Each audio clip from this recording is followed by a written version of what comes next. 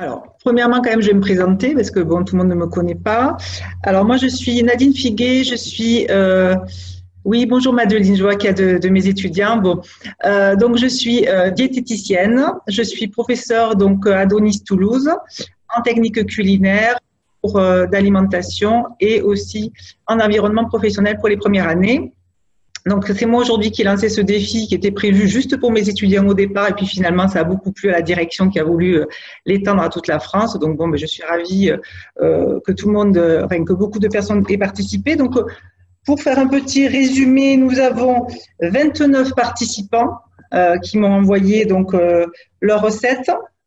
Parmi ces 29, donc j'ai eu 16 diététiciens deuxième année et 13 diététiciens première année. Donc je félicite les premières années puisque bon, ils ont bien participé.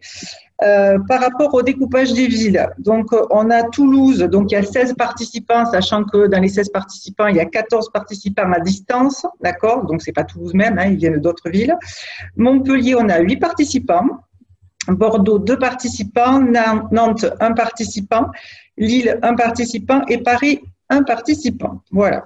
Donc, le programme de cette heure, donc je vous l'explique rapidement. Donc, je vais représenter le défi rapidement pour ceux qui ne l'ont pas vu. Ensuite, j'ai fait un récapitulatif donc de tous les participants avec la photo de leur préparation, avec ce qu'ils ont par rapport à ce que je demande, en fait, ce qui a été, je vous l'expliquerai après de toute façon ce qui a été demandé. Ensuite, donc moi, j'ai fait une petite préparation dimanche aussi, hein, puisque c'était Pâques, donc je vous partagerai ce que j'ai fait. Voilà, donc j'ai refait un petit peu la même chose que ce qui était demandé. Et ensuite, je présenterai donc le travail des 2 gagnantes. Voilà, donc en fait, on a 2 gagnantes et pas une, puisque bon, il y avait un demi-point d'écart. Donc avec la direction, on a décidé qu'on partageait le lot et que chacune gagnerait un livre. Donc ça, je montrerai après donc qui c'est qui a gagné. Je vous montrerai aussi la grille de notation, d'accord. Au niveau de la notation, en fait, ce que j'ai fait, c'est que j'ai moi noté en fait sur 10 points tout ce qui était technique, d'accord.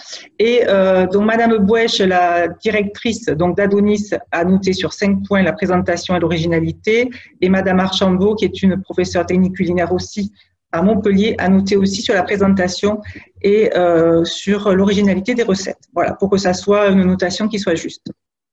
Voilà. Donc ensuite, si vous avez des questions, bien sûr, il n'y a pas de souci, vous n'hésitez pas. Par contre, ce qu'on fera, c'est garder vos questions pour la fin, pour éviter, voilà, qu'on puisse avancer. Hein. Allez, on y va. Alors, je vais essayer d'enlever ça, parce que là, voilà. Alors, donc, au niveau du défi, ce que je demandais, donc, c'était bien sûr sur le thème de Pâques. Donc, l'objectif, bien sûr, c'était de s'entraîner aux techniques culinaires, d'accord. Donc, puisque, bon, comme on ne peut pas se voir. Donc, j'avais demandé de réaliser une pâtisserie pour au moins 4 personnes. Donc, avec les régimes suivants, donc sans gluten ou hyper-énergétique, ou contrôlé en glucides, ou régime normal. J'ai mis régime normal tout simplement parce que les premières années n'ont pas vu les régimes encore, même si certains m'ont fait quand même des préparations sans gluten. Donc, je vous avais mis un exemple. Et je vous demandais de choisir parmi une recette de base. Alors, on avait la pâte à choux, pâte sablée, brioche, le marbré, le biscuit roulé, la pâte à crêpes et la génoise au niveau de la recette de base. Et ensuite, on avait au niveau du complément et de la garniture, crème pâtissière, crème anglaise, compote de pommes ou autre, appareil à flan, crème d'amande. Donc, bien sûr, vous avez utilisé bien d'autres choses, hein, mais ça, c'était libre aussi pour la décoration. Alors, au niveau des techniques culinaires, pour ceux qui comptent s'inscrire, il faut savoir une chose, c'est que vous avez des cours de 3 à 4 heures de techniques culinaires donc, où on fait des préparations. Donc, bien sûr, on a parmi ça donc, tout ce qui est pesée des préparations, nettoyage, bien sûr, l'hygiène est très importante au niveau de la cuisine, et on a la préparation en elle-même avec les techniques, d'accord. Donc, voilà, donc, bon, je vous les réexpliquerai tout à l'heure si vous voulez. Donc voilà, alors la décoration, je vous avais dit que c'était libre, il n'y avait aucun souci, vous pouviez utiliser ce que vous vouliez. Ensuite, je vous demandais de réaliser une fiche technique donc avec la liste des ingrédients, la photo de chaque étape importante, donc bon, il y en a qui m'en ont mis beaucoup plus et d'autres pas du tout, mais bon, pas grave. Et bien sûr, la photo du dessert avant de déguster. Ensuite, je demandais de réaliser une fiche technique avec le calcul de coût de la recette, donc pour la recette et pour une portion, et le calcul de la valeur nutritionnelle. Alors, GLP, c'est glucides lipides, protéines, calcium, en kilocalories et en kilojoules. Donc, pareil, je demandais donc qu'on fasse la fiche technique pour la recette et pour une portion. Donc, les livres qui sont là, donc du coup, c'est les 2 livres gagnants. Et donc, la date limite était le 12 avril. Donc, c'est pour ça que, du coup, là, c'était terminé pour aujourd'hui. Alors, juste, il faut que, attendez, parce que je ne vois rien du tout, il y a trop de choses à l'écran. On va faire comme ça. Voilà, alors, le récapitulatif des participants. J'aurais presque pu le laisser comme ça. Alors, attendez. J'organise un peu que vous y voyez bien. Hop, attendez, voir ça. Ouais. Alors, au niveau des participants, donc alors, j'invite les candidats, bien sûr, qui reconnaissent leur photo, à retenir leur numéro pour qu'ils voient leur note après. Parce que j'ai laissé ça, disons que je ne donnerai que les 2 noms des personnes qui ont gagné et je ne donne pas le nom de tous les candidats. D'accord? Donc, ça reste, entre guillemets, confidentiel. Alors, candidat numéro 1, donc on a eu un nid de Pâques. Donc, c'est un régime sans gluten qui a été choisi. Donc, ici, c'était une génoise avec une crème pâtissière. Et donc, vous avez le calcul du coût portion, enfin, du moins le résultat, et le nombre de kilocalories par portion. Ensuite, on a une tartelette aux poires chocolat. Donc là, c'est un régime normal avec une pâte sablée en appareil à flan au chocolat. Alors, juste pour information, quand, vous voyez, je ne sais pas si tout le monde voit la main, quand je mets ici pâte sablée appareil à flan, en fait, je mets uniquement, en fait, les techniques que j'avais demandées. Si vous avez rajouté des ganaches, etc., je ne le note pas, même si elles y sont, hein, d'accord?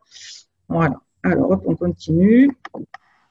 Ensuite, candidat numéro 3, donc l'Adonis. Ici, donc, on avait une génoise plus crème pâtissière au chocolat. Et bon, la personne, vous voyez, elle a fait quand même une jolie décoration. Candidat numéro 4, donc crêpes fourrées avec compote de pommes. Donc ici, c'était un régime sans gluten et contrôlé en glucides. Donc effectivement, quand on voit le nombre de kilocalories, c'est bien conforme, hein, c'est bien contrôlé en glucides. Hop.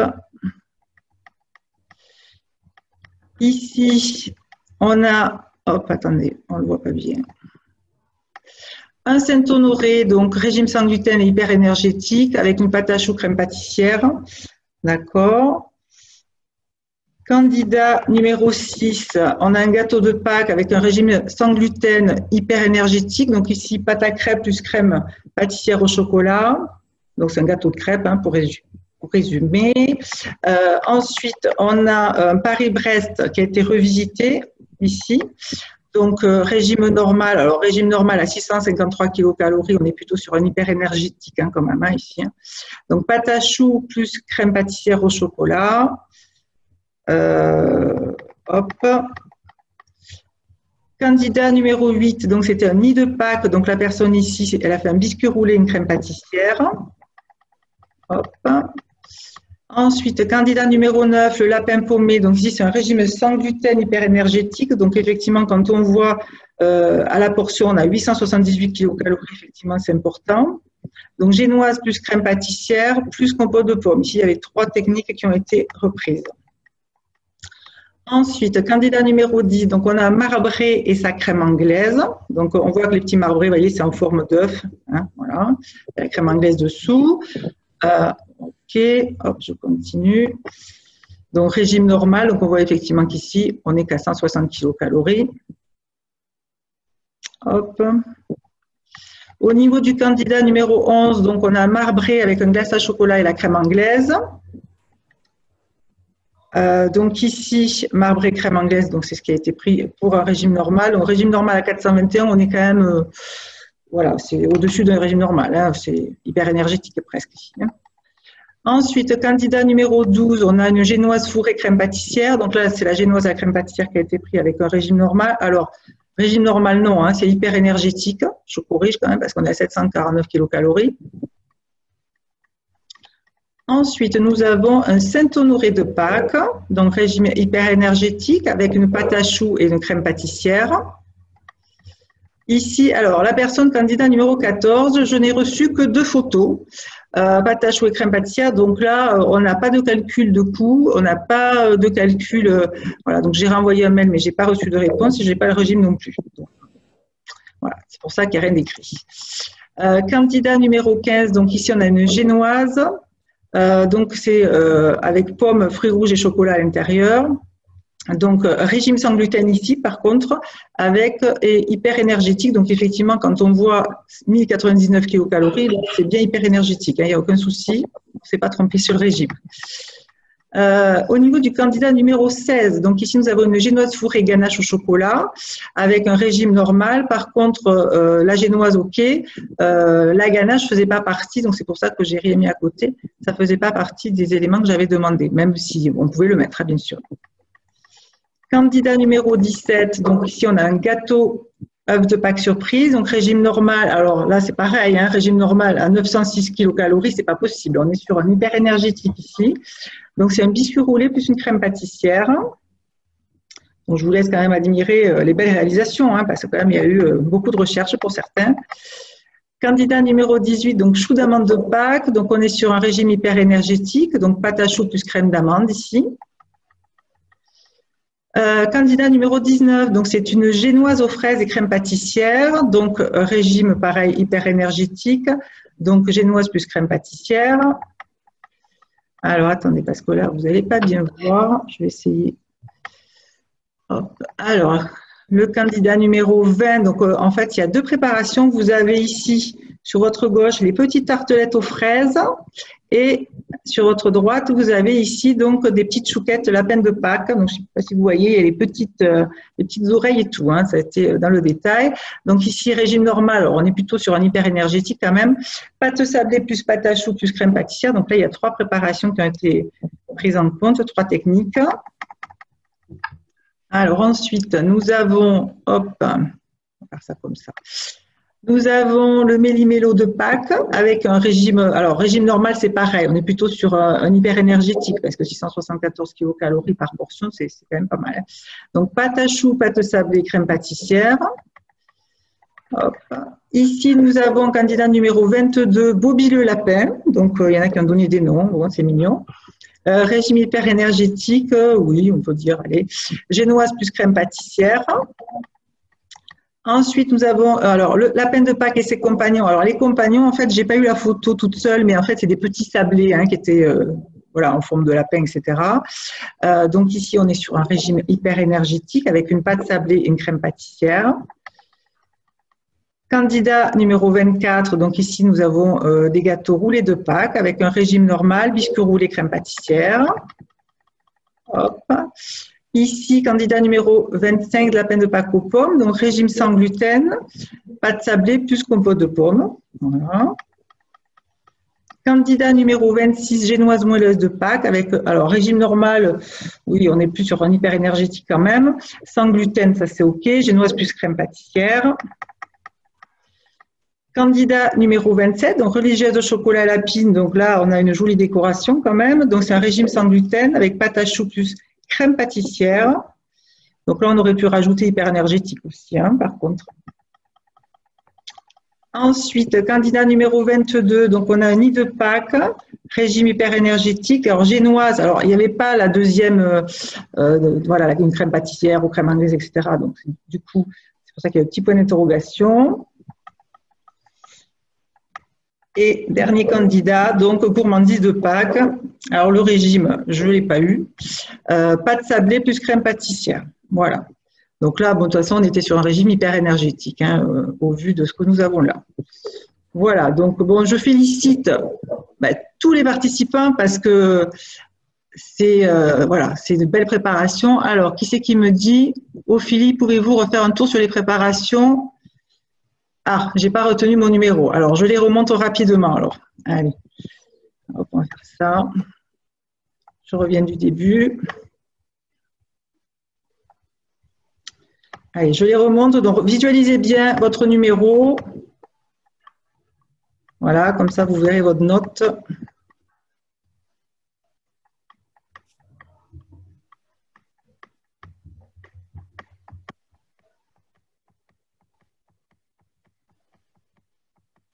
vais pas trop vite, ça va?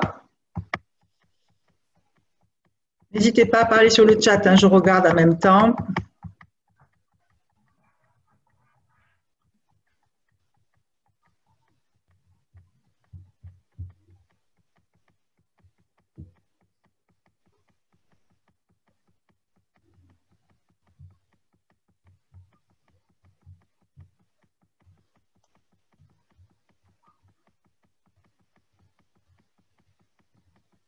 Oui, je suis d'accord, il y a vraiment de très belles préparations. Ça a été difficile hein, de départager. Heureusement qu'on était trois hein, pour noter.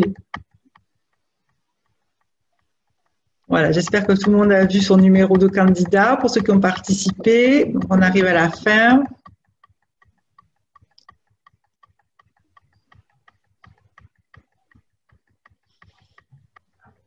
Et voilà pour les derniers. Voilà. Allez, alors, je vais maintenant vous présenter du coup la tarte que j'ai fait moi ce week-end. Donc, voilà, c'est tout simplement une tarte aux fraises que j'ai fait avec des recettes de base. Donc, j'ai pris cette recette parce que du coup, comme il y avait des premières années, je préférais, voilà. Alors, bon, par contre, donc moi, j'ai fait une tarte aux fraises, tout simplement. Donc, j'ai fait une tarte aux fraises, par contre, avec du lait d'amande. Hein, donc, tout simplement parce que j'en avais et que j'avais envie que ça soit un petit peu plus léger. Donc, alors, d'une part, alors là, c'est comme si on était en cours, finalement. Alors, bien sûr, en virtuel, mais bon, c'est déjà mieux que rien. Alors, la première chose qu'on doit faire, c'est les peser. Donc, je vous ai mis les proportions. Alors, pour tous les participants, je pourrais envoyer du coup la recette. Par contre, il me faudrait les mails de chacun. Donc, je vous donnerai mon mail à la fin. Et puis, ou je peux vous le donner déjà, comme ça, au moins, vous l'avez. Je vais vous le marquer. Comme ça, ceux qui… Alors, les participants, ce n'est pas la peine. Hein, je vous l'enverrai d'office.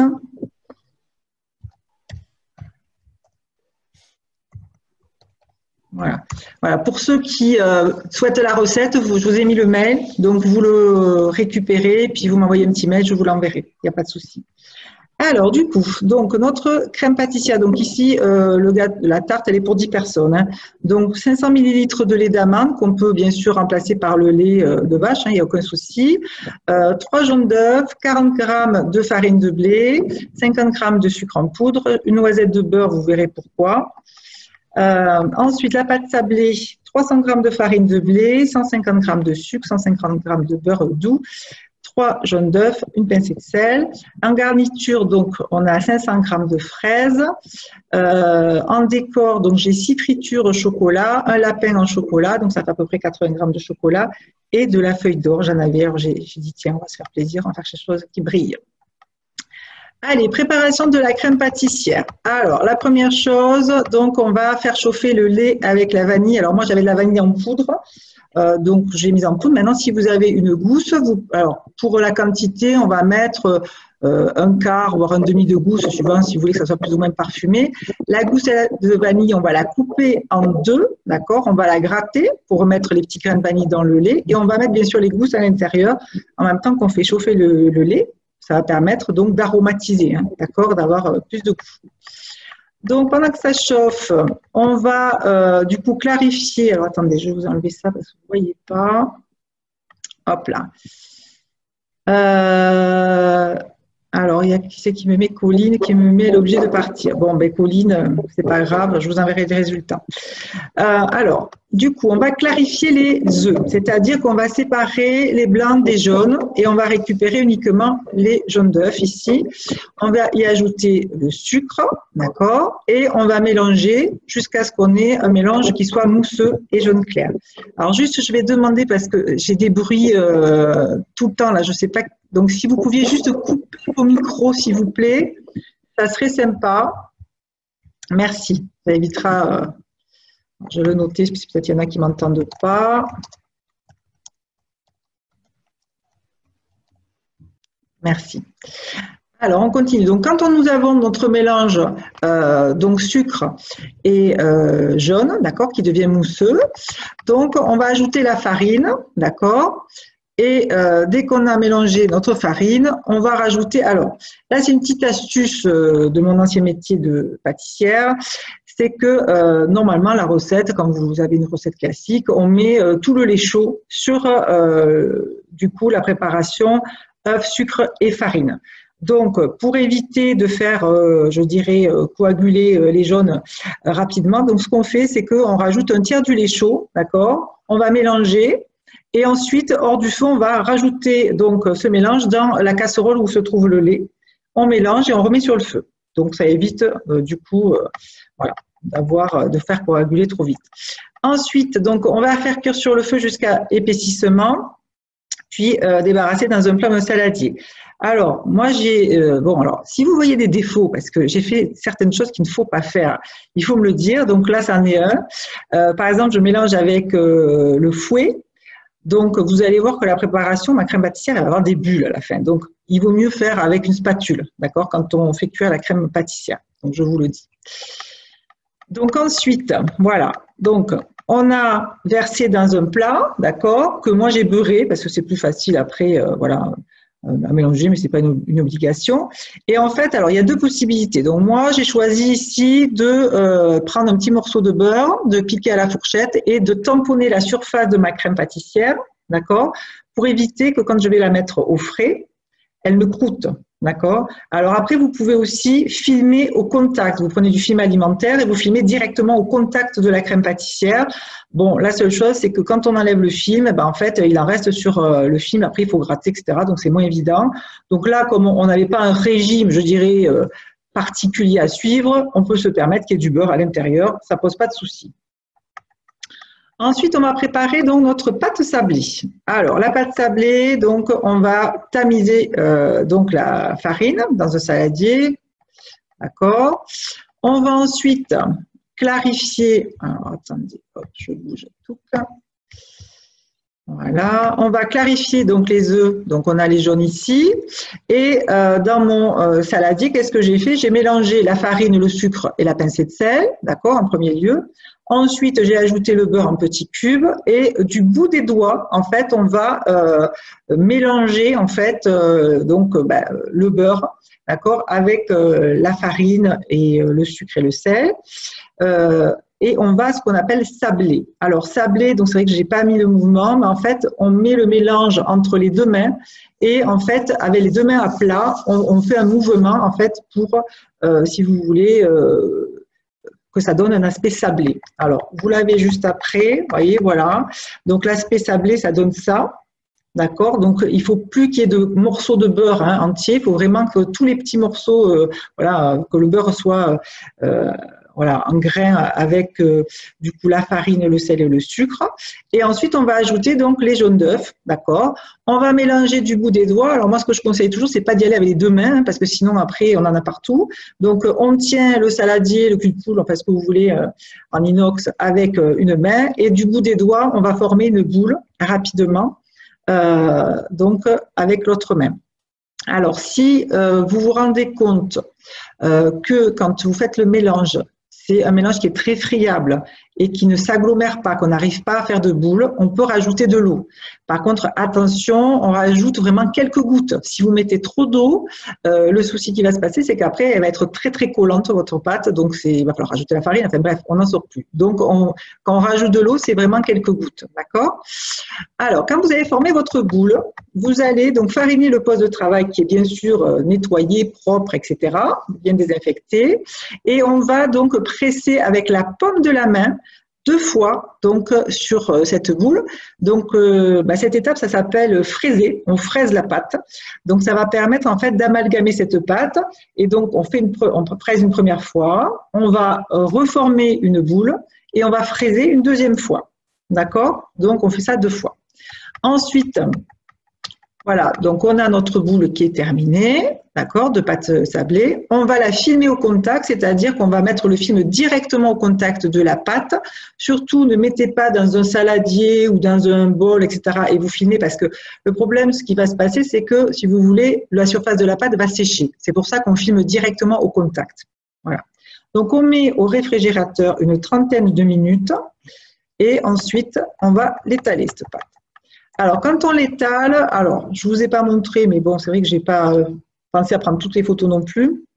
Donc, on sort la pâte du réfrigérateur, on va l'abaisser sur une feuille de papier sulfurisé. Alors, abaisser, ça veut dire tout simplement étaler la pâte, hein, c'est des termes culinaire. Alors, pourquoi j'ai fait sur du papier sulfurisé? Tout simplement parce qu'ici, j'ai une grande surface de tarte, d'accord, elle est grande et que la pâte sablée est très friable. Donc, on a le risque de la casser lorsqu'on va la mettre à l'intérieur du moule. Donc, ici, ce qu'on fait, c'est qu'on va étaler la pâte sur le papier sulfurisé. Du coup, quand elle est étalée, on prend le papier sulfurisé avec la pâte et on le met à l'intérieur du moule et on va ensuite foncer la pâte dans le moule. Donc, foncer la pâte, ça veut dire tout simplement, on va mettre en forme tout autour. Donc, voilà, avec les doigts, vous faites adhérer donc sur les bords du moule, d'accord, et en bas. Alors, il y a une petite astuce parce que souvent, moi je me rends compte que les étudiants, quand ils foncent les pâtes à tarte, en fait, au niveau de l'adhérence ici, alors je vous montre avec la petite main, je ne sais pas si vous voyez tous. Donc ici, en fait, souvent, là, la pâte, elle est droite, c'est-à-dire qu'en fait, si je mets le doigt, en fait, je perce la pâte, c'est-à-dire qu'elle n'est pas bien collée. Alors, petite astuce, on prend un pinceau. Et avec le pinceau, on fait adhérer parce que si on y va avec les doigts et que vous avez un petit peu les ongles, vous risquez de percer, d'accord? Donc, bon, les ongles doivent être courts en cuisine, mais bon, on ne sait jamais. Donc, vous faites avec un petit pinceau pour vous aider et ça permet de bien faire adhérer la pâte à votre moule. Voilà. Alors, si jamais j'avais pris des moules à tartelettes, ce qui est souvent le cas quand on fait de la pâte sablée quand même, dans ce cas-là, on va beurrer le moule. D'accord. On va former, par exemple, si ici j'avais 10 tartelettes à faire, je scinde ma pâte en 10 petites boules, d'accord, qui sont à peu près de poids identique. Donc ça, on peut s'aider avec la balance si on veut être sûr de faire quelque chose vraiment d'identique au niveau du poids. Et ensuite, on va étaler en fait chaque boule, d'accord, pour garnir la pâte, d'accord. Voilà. Donc on fait juste la forme du moule en dépassant un peu pour penser qu'on remonte sur les bords, mais voilà, il ne faut pas qu'on découpe et qu'on jette voilà, il faut que toute la pâte aille dans le moule, ok. Ensuite, on va ce qu'on appelle chiqueter la bordure. Alors en fait, bon, moi j'ai fait ici avec les doigts tout simplement des petites vagues, mais on a des petites pinces aussi ou tout simplement vous pouvez laisser tout lisse, ça ne pose pas de souci. La seule chose, c'est que vous voyez, j'ai fait vers l'intérieur. Pourquoi? Parce que si ma pâte déborde, au démoulage, on risque de casser. Donc ici, on est sur un moule en céramique, donc c'est vrai que là, je tire ma pâte, ma feuille à la fin pour démouler, c'est facile. Mais si vous avez un cercle à pâtisserie, un cercle pour faire les tartes, quand on enlève le cercle, normalement, il doit s'enlever d'un coup. Donc si jamais vous avez la pâte qui dépasse, toute la bordure se casse. D'accord? Donc il faut faire très attention à ça. Voilà. Allez, on continue. Donc, maintenant, cette pâte, on va ce qu'on appelle la cuire à blanc. Alors, pour cuire à blanc, on va mettre de nouveau un papier sulfurisé. Donc, moi, ici, j'ai mis des billes de céramique, mais vous pouvez mettre des lentilles, des pois cassés, enfin, ce que vous avez sous la main. Donc, l'objectif, c'est quoi? C'est de pouvoir, en fait, cuire ce fond de tarte sans déformer la pâte, d'accord? On va garder donc quelque chose qui va être voilà, à l'identique, comme quand vous l'avez mis dans le moule, pour pouvoir ensuite la garnir, d'accord? Donc, on va cuire à blanc. Alors, quand on cuit à blanc, c'est-à-dire qu'on cuit complètement la pâte à tarte, d'accord? Puisqu'à l'intérieur, on va y mettre une crème qui est froide. On ne repasse pas au four. Donc, on cuit à 180 degrés environ 25 minutes. Ça dépend du four que vous avez, s'il a la chaleur tournante ou pas. Voilà. Ensuite, quand c'est en train de cuire, on va laver et équeuter les fraises. D'accord? On va les couper en deux. Et ensuite, donc, quand le fond de tarte sera froid, on va le garnir de crème pâtissière et on va positionner les fraises dessus. Donc, moi, j'ai ajouté le petit lapin, la friture et j'ai mis un petit peu de feuilles d'or. Voilà, donc, écoutez, voilà ma tarte. Voilà, donc là, elle est de dessus. Et là, vous l'avez un petit peu de billes. Alors, il y a quand même un petit défaut. Je ne sais pas si les experts en pâtisserie l'auront vu, parce que je sais que parmi vous, il y en a qui sont très doués. Vous voyez ici, elle est déformée, ma pâte. Et en fait, il y a une raison. Et je vais vous dire laquelle.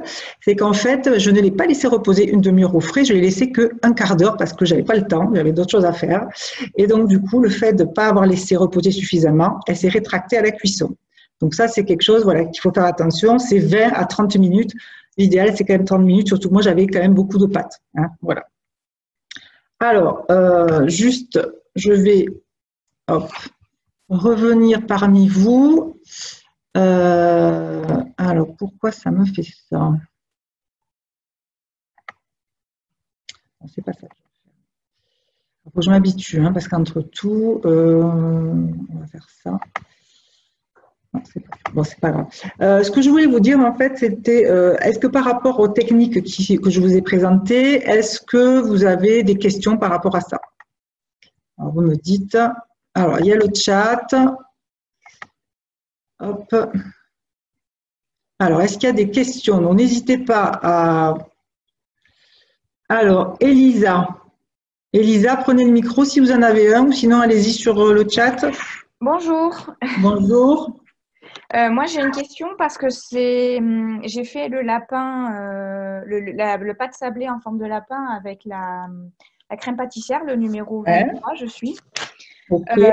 D'ailleurs, je voulais juste vous préciser que ma préparation était sans gluten. Je pense que j'ai oublié de le préciser, mais elle était sans gluten. La 23 sans gluten? Oui, en fait, je suis sans gluten parce que moi, je suis sans FODMAP, en fait, c'est pour ça. Non, vous m'aviez mis hyper énergétique, mais bon, c'était pas… Après, oui, mais en fait, j'ai oublié de vous dire que moi, j'ai fait sans gluten et sans lactose. Enfin, bon, voilà. D'accord, mais c'est dommage, mais bon, ben voilà, ben vous le dites maintenant, c'est pas grave. C'est pas grave, c'est pas grave. Moi, j'ai eu un petit souci. Alors, pas la pâte sablée, parce que bon, j'en avais pas fait souvent, mais bon, je l'ai plutôt bien réussi. Surtout que voilà, je l'ai vraiment bien laissé reposer, donc je vois que c'est pour ça que la forme de lapin est restée à la cuisson. Par contre, moi, j'ai eu un souci. J'ai voulu en fait pocher la crème pâtissière. Par contre, bon, j'avais pas une poche à douille comme il fallait parce qu'en fait, en ce temps-là, j'étais chez mes beaux-parents. J'ai été coincée en confinement chez eux. Donc, j'ai pas eu tout le matériel que j'avais chez moi. Ouais. Et pourquoi vous avez voulu pocher la crème pâtissière? C'était pour faire quoi exactement? En fait, entre les deux couches, parce que moi, du coup, mon gâteau, en fait, il y a deux couches de pâte sablée et de biscuits. Et entre deux, en fait, je voulais pocher la crème pâtissière pour que ce soit vraiment joli. Et en fait, j'y suis pas arrivée parce que, bon, déjà, j'avais une poche à douille en piston, en fait. Ma belle-mère avait… Ah oui, d'accord. Alors, ben, j'ai une astuce pour ça. Quand vous n'avez pas de poche à douille, généralement, tout le monde a des sacs de congélation. Donc, alors, ça peut faire l'affaire. Je voulais essayer et je me suis dit non, ce piston va être bien. Et je ne savais pas si on pouvait vraiment pocher une crème pâtissière au final parce que j'avais jamais fait de crème pâtissière avant. Et je ne savais pas si on pouvait pocher voilà, ce genre de crème parce que sinon je voulais faire une crème diplomate mais ce n'était pas dans votre liste. Donc, du coup, oui, non, alors après, si vous voulez la base, vous avez une crème pâtissière ou une crème anglaise et qu'après vous faites une recette un peu plus compliquée, ça ne me posait pas de souci. La seule chose, c'est que la crème pâtissière, bien sûr qu'on peut la pocher, bien entendu, parce que même quand vous faites par exemple un millefeuille minute, vous faites vos rectangles de pâte feuilletée, vous mettez votre crème, vous faites vos étages et vous mettez vos frites. C'est tout à fait voilà. Donc vous auriez pu tout à fait effectivement voilà. Donc après c'est vrai qu'à piston c'est pas l'idéal. Je me suis rendu compte qu'au final ça faisait pas du tout la forme de mon embout. En fait j'avais pris un petit embout en forme d'étoile qui était vraiment joli. Et en fait, c'était un peu une catastrophe, c'était pas terrible. Bon, c'était pas… Alors après, si c'était entre les deux couches, faire des étoiles, on l'aurait pas vraiment vu. Donc si non, mais c'était surtout pour le dessus, pour après pouvoir faire le dessus. Et au final, c'est pour ça que j'ai décoré plus avec des fraises, des chocolats, parce que du coup, oui, bon, c'est joli quand même. Bon, c'était pas le résultat que je voulais, mais du coup, je savais pas si c'était dû au fait de mon piston, de ma poche à douille en piston, ou si c'était du fait que la crème. En plus, quand je l'ai sortie du réfrigérateur, elle était vraiment dense. Enfin, je savais pas à quoi c'était dû, en fait. Quand vous avez une crème pâtissière, effectivement, qui sort du frais, si elle est réussie, elle est quand même épaisse, votre crème. Alors après, vous pouvez faire, si vous la voulez moins épaisse, il faut mettre moins d'amidon, moins de farine, ou moins de maïzena. Après, vous aviez mis quoi? Je me souviens pas. Alors moi, j'ai mis de la maïzena comme je suis sans gluten. Voilà. Donc la maïzena, puisque c'est sans gluten, hein, je le rappelle pour tout le monde. Donc effectivement, alors la maïzena, c'est pareil. Attention, quand on fait une préparation, par exemple, moi ici, vous voyez, sur ma crème pâtissière, j'ai 40 grammes de farine de blé. Oui. Si je voulais mettre de la maïzena, je ne mets pas 40 grammes, j'en mets moins. Un peu moins. Oui, voilà. Parce que ça fait plus compact. Donc après, justement, pour pocher, c'est très bien qu'elle soit épaisse, votre crème. Mais c'était vraiment le fait que ce soit un piston, là, que c'était pas du tout une poche à douille. Bon, après, c'est que vous n'aviez pas l'habitude. Donc, après, l'astuce, ben, de toute façon, vous sortez votre crème, vous la refouettez un petit peu, vous la mélangez avec, à la limite, votre spatule pour qu'elle s'assouplisse et que, voilà, qu'elle soit homogène. Et après, il n'y a pas de souci, vous pouvez tout à fait pocher. Il n'y a pas de problème. Donc, c'était ça, en fait. Bon, j'aurais serré avec une poche à douille, j'en ai une à la maison. Par contre, je voulais juste vous demander, vu que vous êtes pâtissière, parce qu'en fait, moi, à la maison, j'ai une poche à douille, mais en silicone. J'avais essayé de faire des Paris-Brest une fois, mais c'était une catastrophe. Et on m'a dit que les poches à douille en silicone, c'était vraiment pas pratique quand on avait pas le coup. Le plus simple, c'est des poches à douille. Alors, c'est pas vraiment du tissu, c'est un genre de tissu qui sont lavables, on va dire, ou sinon jetables. Mais après, les jetables, moi, je les relave et je m'en resserre. Je veux dire, voilà. Okay. Sinon, on prend un sac congélation, on le prend dans le bien, on coupe et puis ça peut dépanner. Voilà. Après, il faut un sac congélation qui soit un peu épais parce que si c'est trop souple, voilà. Alors, bon, quand même, on va parler de ces gagnants ou on n'en parle pas? Hein? Je ne sais pas, personne ne me dit rien. Bon, allez. Alors, les gagnants.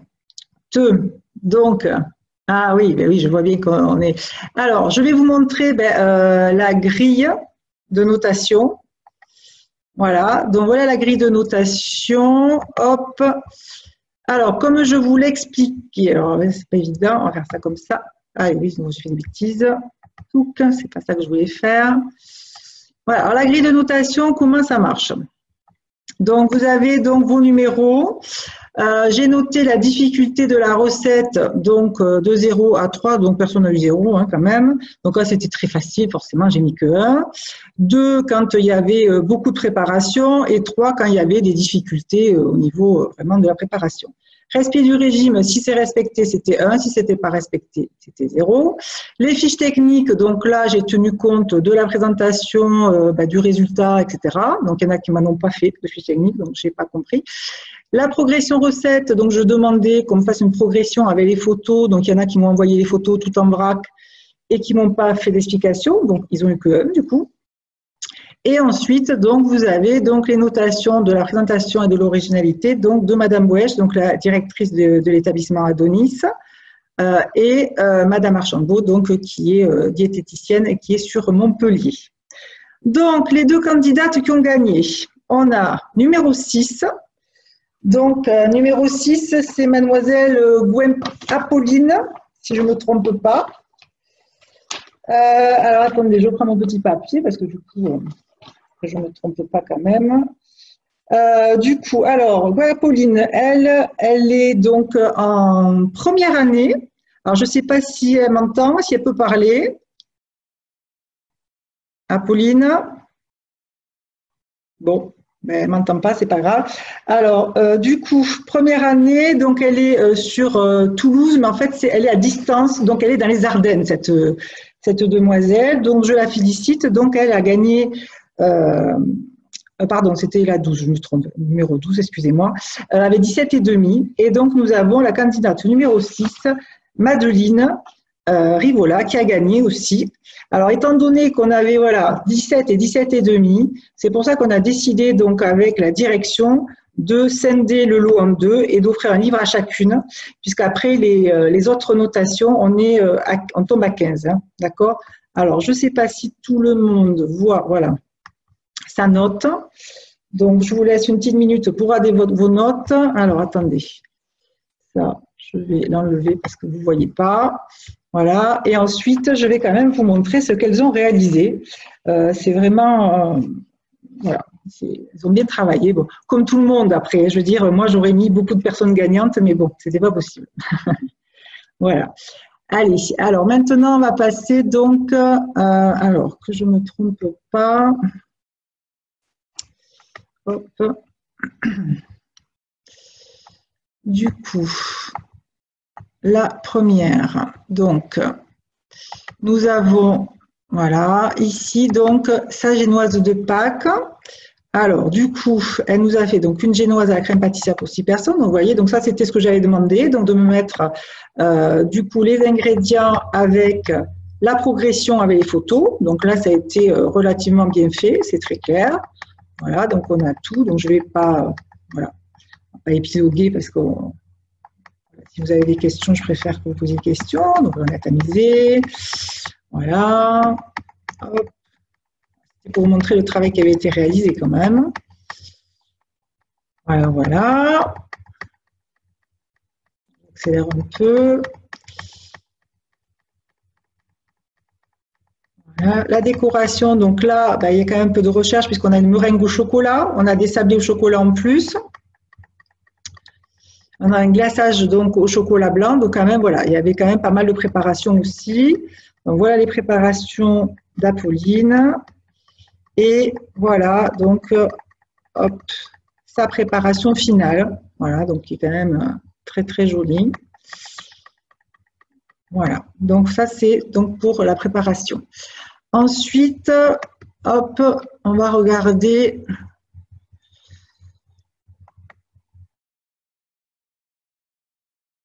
Voilà, calcul donc des valeurs nutritionnelles. Donc ça, c'est le tableau qu'elle m'a envoyé.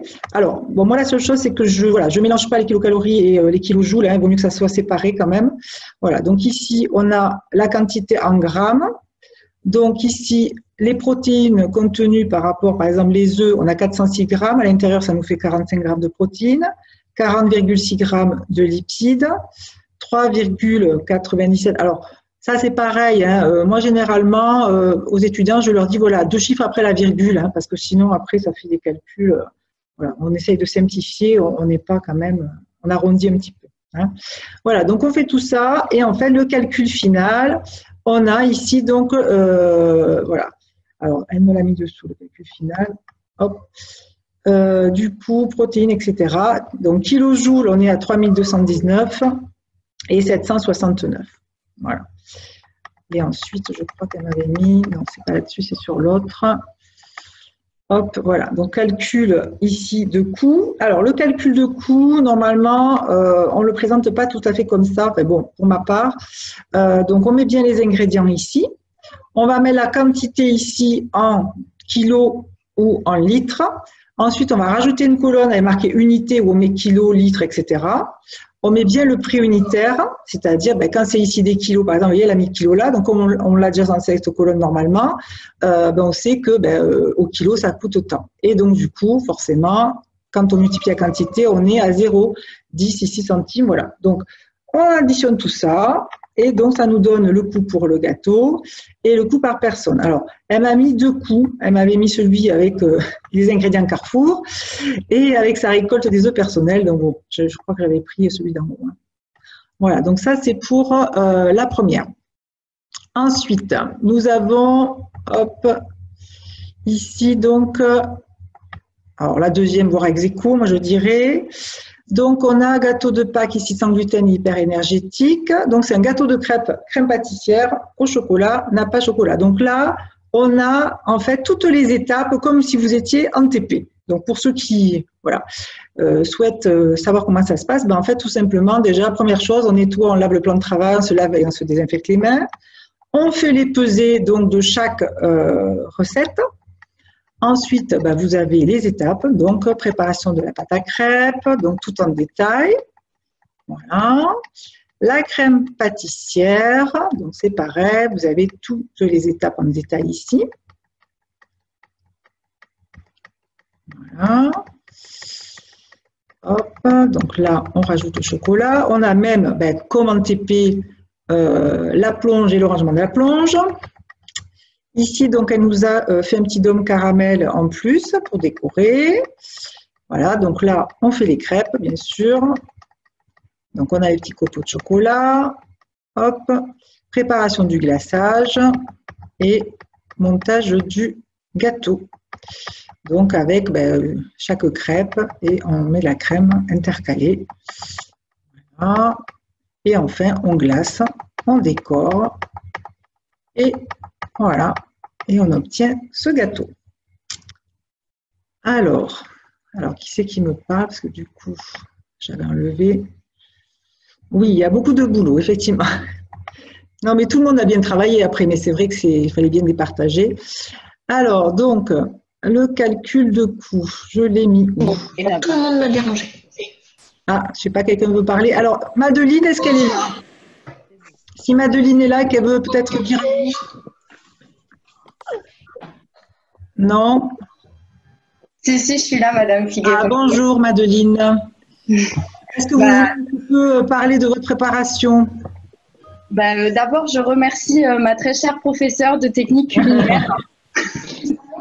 Ah, Madeleine, ça y est. Allez, on va l'endroit. Oui, bon, je vous remercie. Ça vous a plu alors, le concours? Oui, c'était chouette. C'était chouette. Très bien. Alors, tiens, alors par contre, voilà, je montre votre bonne de commande aussi parce qu'effectivement, je trouve que c'est bon. Alors le jour de l'examen, on peut pas faire ça avec, enfin quoique, on peut avoir des stabilos de couleur, mais c'est vrai qu'il est bien présenté. Donc, en fait, pour ceux et celles qui veulent s'inscrire au BTS, donc ça c'est quand on passe l'épreuve de technique culinaire, ça va être donc le bon de commande qu'il faut remplir en fait avant de commencer le TP. D'accord? Voilà. Donc, on est obligé effectivement de remplir. Alors, du coup, juste si je peux me permettre, du coup, on aurait pu, vu qu'il y avait une préparation, à côté la crème. Mais bon, là, c'est très bien. Voilà, donc vous avez tout le détail. Ensuite, nous avons ici, alors je vous le mets en grand, hop. Hop, hop, hop. Alors, je ne vais pas y arriver avec ce truc, moi. Voilà. Donc, vous avez ici les calculs des apports nutritionnels. Donc, voilà. Donc, ça, c'est le tableau que moi, je demande de compléter à mes étudiants. Donc, c'est souvent sous cette forme-là que vous l'avez à l'examen. C'est-à-dire qu'on a la quantité, protéines, lipides, glucides et le calcium. Le total en grammes, d'accord. Alors, juste pour effectivement ceux qui qui se posent la question à savoir, mais comment on peut savoir que dans un litre de lait, on a 4,4 grammes de protéines. Alors, par contre, est-ce que ceux qui sont en ligne peuvent couper le micro parce que ça fait du bruit? Alors, je vois que ça clignote. Qui c'est qui veut me parler? Ah, bon, Eva, à bientôt. Je vous enverrai la recette. Hein. Voilà. Alors, pour trouver, s'il vous plaît, si vous pouvez couper le micro, parce qu'on entend des enfants parler, ça serait sympa. Alors, pour effectivement calculer les protéines, etc. Donc ça, en fait, on vous donne ce qu'on appelle un tableau de composition des aliments.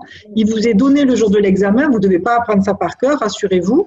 Donc, pour pouvoir compléter, en fait, chaque ligne du tableau, d'accord? Donc ensuite, on va calculer, donc on va additionner tout ça, mais d'abord, on va calculer en kilojoules. Alors, pour passer des grammes au kilojoules, alors là, je vais faire intervenir un peu les étudiants. Hein. Comment on fait? Qui c'est qui me prend la parole? Alors, on n'a pas les grammes en joule. Alors, qui c'est qui parle?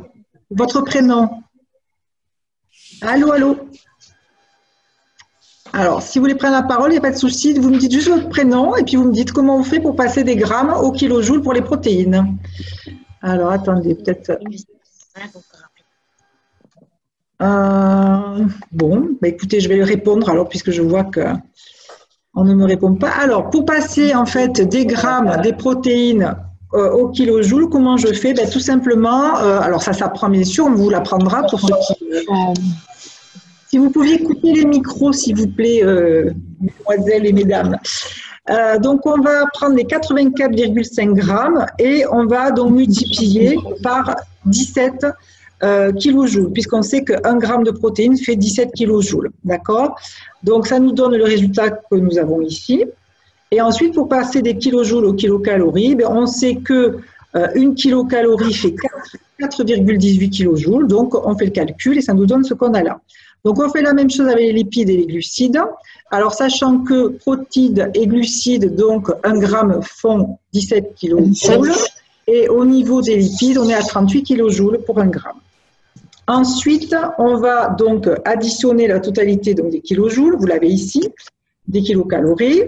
Et moi, donc je demande ici en fait de compléter ça, c'est-à-dire que on va dire que ici, le pourcentage des protéines par rapport à la totalité de la recette représente 6,7% de l'apport énergétique total. C'est ça, là, d'accord? Donc l'apport énergétique total de la recette. Ok? Voilà. Donc ça, c'était pour vous expliquer un petit peu ceci. Et ensuite, au niveau du coût portion, comme je disais tout à l'heure, voilà, on a la quantité ici en litres, en kilos ou en unités. Donc, du coup, quand vous mettez ici en litres, on a l'unité litre là. Le coût unitaire au litre aussi, 0,80. Et ensuite, on fait la multiplication. Voilà, on additionne le tout. Et ça nous permet, hop, donc, Alors, attendez, hop là. Ça nous permet donc d'avoir le coût total ici de notre recette et le coût pour une personne. Voilà.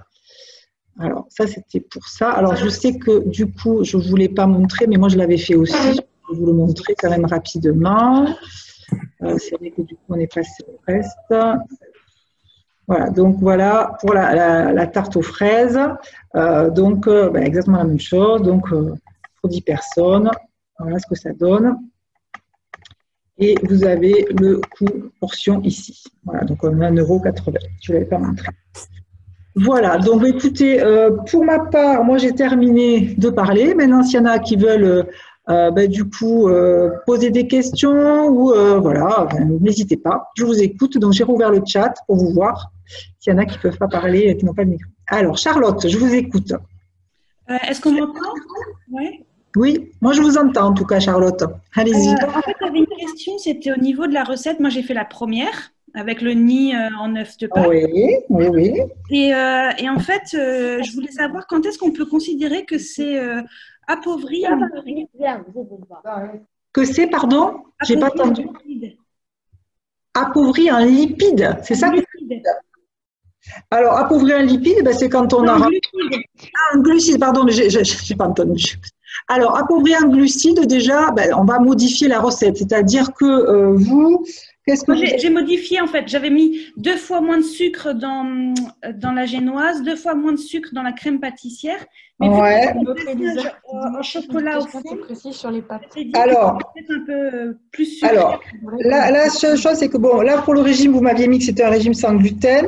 On est à 331 kilocalories par portion. Donc, donc vous m'avez dit que vous aviez changé. Alors, ce qu'on fait pour les glucides, donc bon, au niveau de la farine, ça vous êtes obligé de garder, hein, voilà. Donc surtout, là, quand vous passez en sans gluten, le souci c'est que quand vous passez sur de la maïzena, vous avez un index glycémique qui est plus important. Ouais. Bon, même si voilà, donc c'est vrai que bon, voilà, si on veut faire sans gluten et aussi, on va dire contrôler en glucides, on va remplacer surtout le sucre avec un édulcorant, avec de la stevia par exemple, des choses. Voilà, donc là déjà, ça va vraiment vous réduire parce que du coup, il n'y aura plus de sucre, il n'y aura plus de sucre simple, d'accord? Okay. Voilà. Donc déjà, c'est là-dessus qu'il faut vraiment jouer. Et si le jour de l'examen, vous avez, je vous dis n'importe quoi, un riz au lait, c'est tout simple le riz au lait. Donc le riz, forcément, on sait qu'il y a un index glycémique élevé, mais bon, mais si vous voulez remplacer, du coup, diminuer en glucides, donc du coup, on va remplacer tout simplement le sucre par un édulcorant. Voilà, on ne s'embête pas. D'accord, merci. Voilà, avec plaisir. Est-ce qu'il y a d'autres questions? Est-ce qu'il y a d'autres personnes? Elisa, je vous écoute. Si vous avez le micro, sinon vous pouvez la poser sur le chat. Oui, bonjour. Bonjour.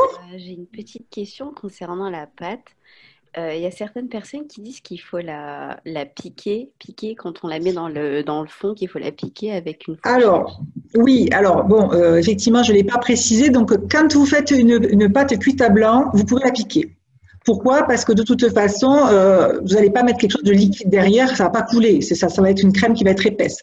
Donc, vous pouvez tout à fait la piquer, mais il faudra quand même mettre, pendant la cuisson à blanc, le papier sulfurisé avec les vis de céramique ou de lentilles, etc. Mais effectivement, si vous la piquez, ça évite qu'elle gonfle. Et vu que là, bon, quand elle va être cuite, voilà, ça risque pas de s'échapper, la préparation qui est dedans, il n'y a pas de souci. Par contre, si vous faites une quiche, donc on est sur une pâte plutôt brisée ici, et que vous mettez un appareil à flanc qui est liquide, là on ne pique pas par contre. Voilà, c'est la différence. D'accord, merci beaucoup. Je vous en prie. Est-ce qu'il y a d'autres questions? Tu vois les tartes normales, non? Là tu piques, pour ne pas que ça puisse bien gonfler. Je fais la crème comme ça. A besoin de piquer. Alors, je ne comprends pas ce que vous me dites. Parlez plus doucement parce que ça coupe. Dites-moi. Ou sinon, vous me notez sur le chat si vous voulez. J'ai rien compris en fait. Désolée. Bon, est-ce qu'il y a d'autres questions? Excusez-moi, est-ce que je peux vous reposer une question, s'il vous plaît? Alors, c'est qui parle? C'est Elisa Merlan. J'ai une question Oui. pour ma binôme qui est au travail. Elle a fait le numéro 27, la religieuse en lapin. Ouais, qui était très mignonne. Moi, j'avais craqué sur la petite lapine. Voilà. En fait, parce que là, elle est au travail, du coup, elle m'a demandé. Donc, c'était… alors, oui, c'était… la numéro combien vous m'avez dit? 27. 27. Ah non, c'est religieuse, mais c'est Pauline qui a fait la préparation, c'est ça. En Voilà. fait, on travaille un petit peu ensemble parce qu'on s'est inscrite à l'école en même temps, donc du coup… Oui. Voilà. Alors, elle m'a dit que la difficulté qu'elle avait eue, c'est que quand, en fait, ses choux sont montés, oui. les choux, en fait, elle m'a dit c'est comme s'ils n'avaient pas vraiment monté, qu'ils étaient trop mous. Du coup, en fait, elle a eu beaucoup de mal à fourrer ses choux. Alors, quand vous avez… Alors, la pâte à choux, d'une part, souvent, les personnes, dès que ça monte et que c'est doré, le réflexe est de dire « Oh, ça y est, c'est cuit ». Et bien, respectez le temps de cuisson, d'accord, de la pâte à choux, même si ça dort plus. Et surtout, ce que vous pouvez faire, c'est que si vous voyez que quand vous prenez un chou, vous appuyez, que c'est un petit peu mou, il va falloir du coup les laisser un petit peu, un peu plus au four pour les dessécher, ces choux. Alors, c'est vrai que c'est bien d'avoir plutôt le four à chaleur tournante, ça c'est plus pratique. Mais voilà, surtout, l'erreur à ne pas faire, c'est de les sortir. Voilà, on se dit, c'est bon, ils sont dorés, ils sont beaux, hop, je les sors. Et en fait, ils ne sont pas cuits à l'intérieur. D'accord? Donc, il faut faire attention. Quand vous dites les laisser dans le four toujours en marche ou on éteint le four et on… Ah non, en marche. Alors, vous pouvez baisser un petit peu, mais en fait, on va les faire sécher, voilà, tout simplement, pour que du coup, ils ne retombent pas. Parce que si ce n'est pas cuit à l'intérieur, ça retombe. Mais parce que du coup, voilà. On m'avait dit, parce que moi personnellement, j'avais essayé de faire des choux aussi et ça avait retombé. Parce que si, admettons, on a respecté le temps de cuisson, on voit que les choux, finalement, ils sont trop mous, donc ils ne sont pas assez montés. Le truc, c'est qu'on a ouvert le four quand même. Donc, alors, de toute façon, vous avez un temps. Moi, comme je dis à mes étudiants, on n'ouvre pas le four avant 20 minutes. Parce que si on ouvre avant 20-25 minutes, c'est à peu près le temps pour les choux. Alors après, ça dépend de la grosseur, etc. Bien sûr, ça dépend de si vous avez un four à chaleur tournante, s'il n'est pas à chaleur tournante. Donc, il y a plein de choses qui rentrent en compte. Mais il y a un minimum de temps. Donc là, on n'ouvre pas du tout le four parce que sinon, vous allez les faire retomber, effectivement. Ça, c'est vrai. Mais… Voilà, donc après, c'est ça. Après aussi, ça peut être un défaut par rapport à la pâte à choux. Voilà, qui est trop molle, qui est trop au départ, qui est trop hydratée aussi. Voilà. Donc après, voilà, il y a plein de choses qui rentrent en compte. Alors normalement, quand vous dressez un chou sur une plaque, alors là c'est pareil, on peut faire avec 2 cuillères ou avec une poche à douille. Donc c'est vrai que la poche à douille c'est le mieux forcément puisque on va avoir quelque chose. Elle a fait une poche à douille, mais comme ils étaient trop mous en dessous, elle a eu du mal à les fourrer en fait. Et oui, mais c'est normal parce qu'ils n'étaient pas assez cuits. D'accord, donc je vais lui dire ça. S'ils étaient mous dessous, c'est qu'ils n'étaient pas assez cuits. Donc si elle a un doute, la prochaine fois ce qu'elle fait, c'est que elle cuit la température qui est préconisée, d'accord? Donc, ça dépend après la grosseur, mais bon, généralement, voilà, on est quand même sur 20 minutes au moins. Et ce qu'elle fait, c'est que quand elle ouvre au bout de 20 minutes, mais pas avant, elle ouvre son four, elle en prend un pour voir dessous. Si dessous, il est bien doré, bien sec, c'est bon, a priori. Par contre, si c'est mou dessous, c'est que c'est pas encore cuit. Voilà. Ok. Bon, c'est bon à savoir. Merci beaucoup. Voilà, avec plaisir. Elisa, j'ai une question, je vois. Dites-moi tout. Là, vous nous avez présenté un peu un cours, mais c'était centré sur la pâtisserie. Mais est-ce qu'en BTS diététique, vous faites autre chose ou c'est bien sûr, oui, bien entendu. C'est plus centré sur la pâtisserie ou c'est non, bien sûr que non. Là, c'était parce que c'était Pâques et que j'avais lancé le défi sur les pâtisseries, donc on s'entraînait sur les pâtisseries, mais pas du tout. On voit tout ce qui est technique culinaire, des plats salés. Et donc, on voit les plats en première année, on va dire, les techniques classiques, et en deuxième année, on voit donc des plats qui sont adaptés au régime. Voilà, donc qui peuvent être sans gluten, il y a plusieurs choses. Voilà, non, bien sûr. Ah, je vois que Corinne est revenue. Oui. Est-ce qu'il y a une question ou je peux lui... Vous m'entendez? Vous m'entendez? Oui, moi je vous entends. Après, je ne sais pas. Mais... Très bien. Alors, merci. En tout cas pour ce défi, voilà, qui a eu beaucoup de succès. Je vois qu'on vous redemande quand sera le prochain défi d'ailleurs. Alors, je ne sais pas, parce qu'il faut que je vois avec la direction, mais bon, j'en ai discuté avec la directrice de notre centre, et bon, on se disait que peut-être Halloween, Noël, enfin bon, il y a des petites occasions quand même. Alors après, on pourrait faire salé aussi d'ailleurs, hein, pour Halloween. Ça changerait, voilà. Il y a des bonnes idées qui peuvent être… voilà, donc bon, je vais y réfléchir du coup, si j'ai bien compris. Voilà, oui, parce que je crois que ça a eu un franc succès. Voilà, alors après, je pense qu'il y en a qui, voilà, je sais que j'ai certaines de mes étudiants qui m'ont envoyé en me disant « Oh, j'avais oublié, est-ce qu'on peut encore s'inscrire ?» Bon, mais c'était trop tard. Voilà, mais bon, c'est vrai que pour le prochain, il faudra être beaucoup plus attentif. Voilà. Bon, je vous remercie, Corinne.